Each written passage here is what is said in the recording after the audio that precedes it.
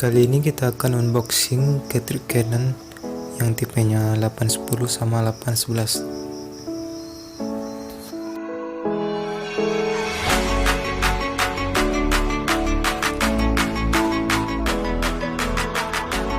Yang hitam saya beli 200.000 dan yang warna 250.000.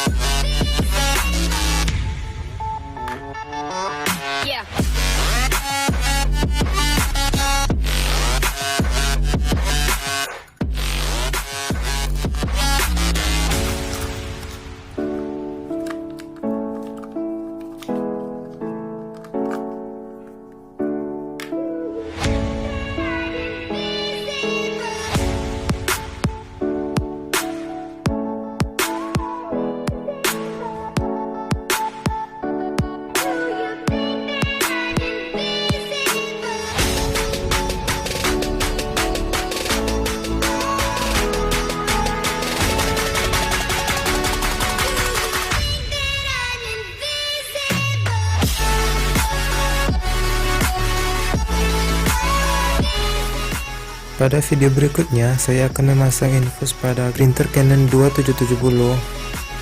Jangan lupa klik tombol merah di bawah agar kalian dapat berlangganan dengan gratis.